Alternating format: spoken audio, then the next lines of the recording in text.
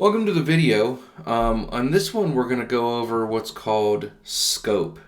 Okay, and this is a very important concept when it comes to programming.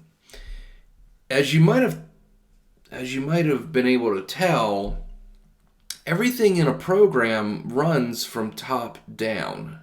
Okay, so you can run into issues with scope, it's called, which is what object or method or class in a program can actually talk to or see other things in the program.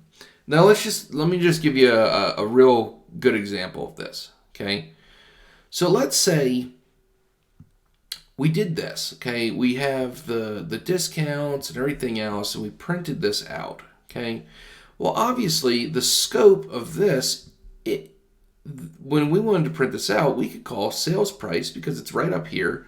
We've already initialized it. We've already created it. We've already used it. And then we can call it down here.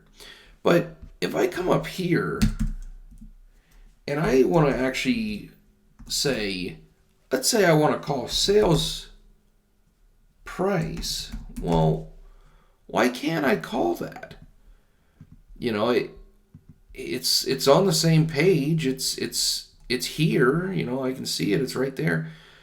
Well, this is outside of the scope of this piece of the program because we haven't actually called this yet.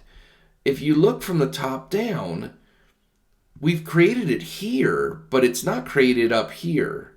So if it was up here, you know, if I took this, and let's just say, you know, I cut that, moved it down here, well, all of a sudden, sales price works. Now, we're still getting an error because it's not initialized there. And this is another thing with scope.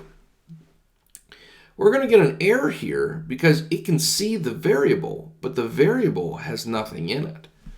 So if we go in here and type in null, okay, well, we're going to get an error because null cannot be used in a double type variable, okay?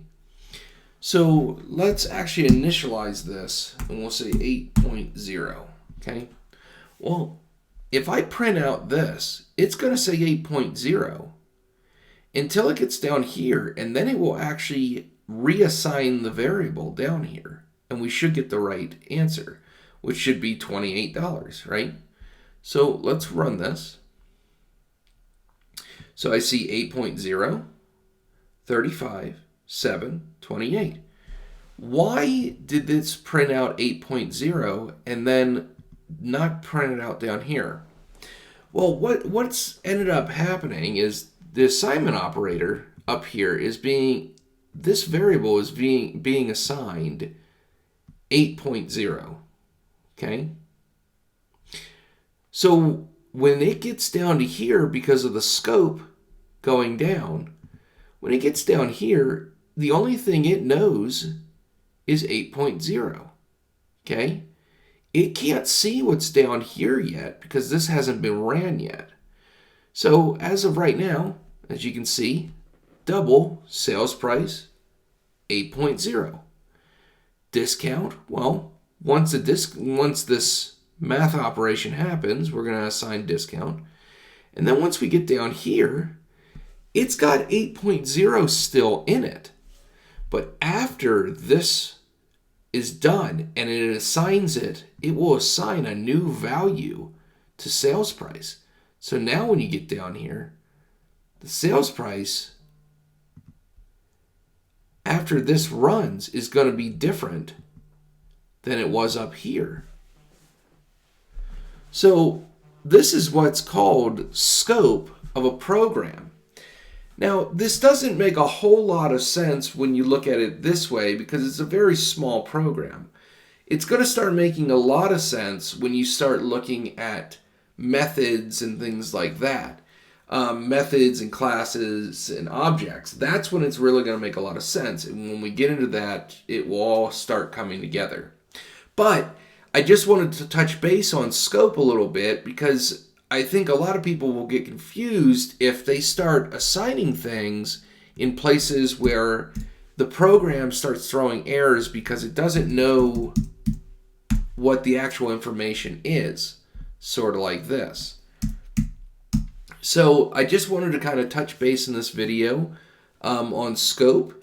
I encourage you to go open up a program, start coding some stuff in here, and just play around with it. See where you can get these errors. And, you know, the other thing I think is very important in programming is debugging. And a great tool is the internet. The Google is just a fantastic tool to get an error in your program and just type it into a Google search and see what people come up with.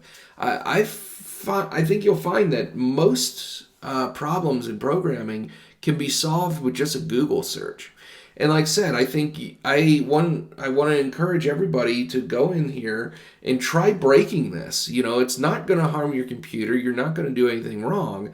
That's how you learn. So go in there, play around with all this as much as you can, rearrange things, and see what errors you get, see what breaks. Thanks for watching, and I'll see you in the next video.